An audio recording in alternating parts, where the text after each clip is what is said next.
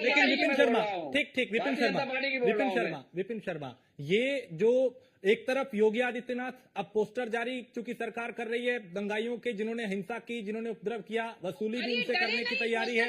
दूसरी तरफ अभी धर्मेंद्र यादव को भी आपने चुना पत्थरबाजों को मासूम कहा कि जो मासूम इसमें मारे गए हैं। ये हमदर्दी विपक्ष की एक तरफ और सत्ता पक्ष का सख्त action.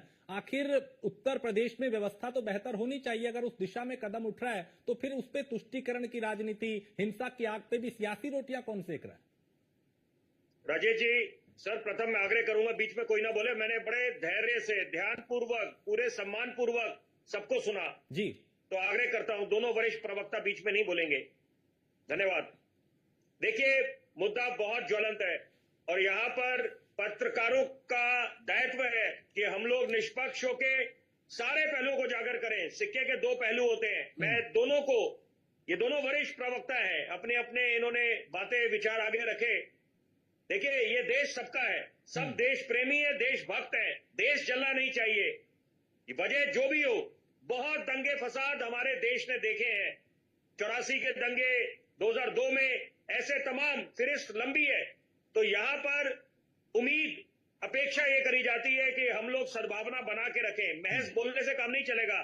Action speak louder than words की भाषणबाजी हम शुरू कर दें, बयानवीर बन जाए। नेताओं को रोल मॉडल समझा जाता है, आदर्श समझा जाता है, चाहे भाजपा के नेता हो, चाहे सपा के हो, चाहे बसपा के हो। तो यहाँ पर अगर नेता यहाँ पर बयानवीर बन के या आग में घी डालने का काम करे तो ये सारे नेता दोषी होंगे, क्योंकि कौन जिम्मेदारी लेगा अगर चाहे एक जान जाती है, चाहे 10 जाने जाती है।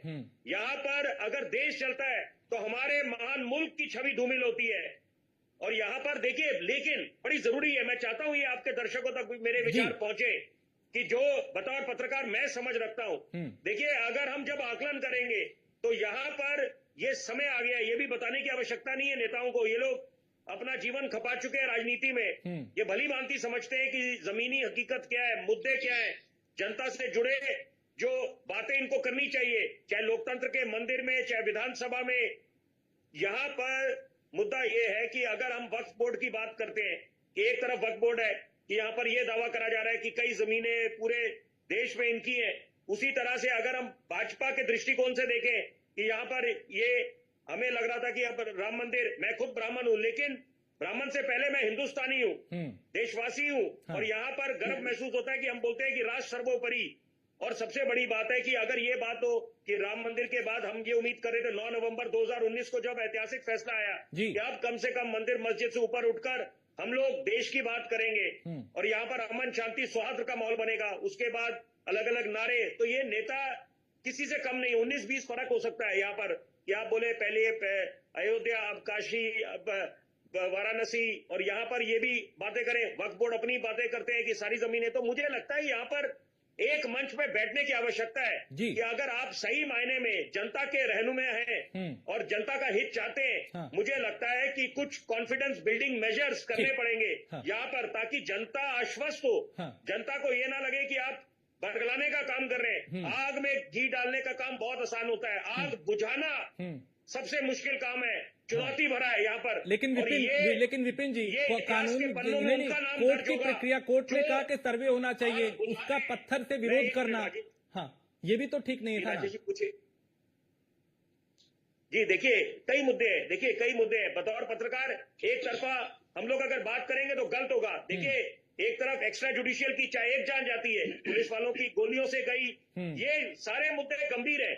ये मैं किसी की वकालत नहीं कर रहा। यहाँ पर हम लोग, हमारा काम है निष्पक्ष होकर हम सारे पहलुओं को उजागर करें। यहाँ पर ये वक्त आ गया है कि अगर आपने वाकई में सही मायने में हिंदुस्तान को महाशक्ति बनाना है और जो सपना हम संजो के बैठे हैं, ये देश सबका है, सब देश प्रेमी है, ये स्वाभाविक बात है। जो देश में, हिंदुस्तान में रहता है वो अपने देश से प्रेम करेगा ही करेगा। तो यहाँ पर लेकिन जो सियासी रोटियां सेकने लग जाते हैं अपनी राजनीति चमकाने के लिए, अपना वर्चस्व बरकरार करने के लिए, वहां पर आपत्ति है कि यहाँ पर आप लोग वो रेखा पार कर जाते हैं और ये भूल जाते हैं कि यहाँ पर क्या चीजें नहीं होनी चाहिए जिससे कि किसी की जान मान को नुकसान हो या धार्मिक भावनाओं को उकसाने का काम करे।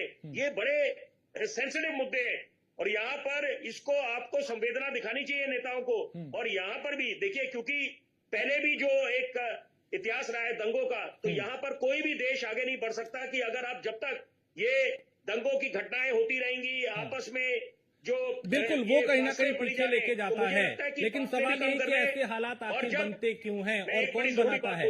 हाँ, जब जल्दी से माननीय प्रधानमंत्री का ये नारा है कि सबका साथ, सबका विकास, सबका विश्वास, यहाँ पर सबको बड़ा दिल दिखाना पड़ेगा। केंद्र सरकार, राज्य सरकार, विपक्ष को यहाँ पर एक मंच पे आना पड़ेगा। एक दूसरे पे केवल लांछन लगाने से काम नहीं बनेगा, सबका दायित्व बनता है।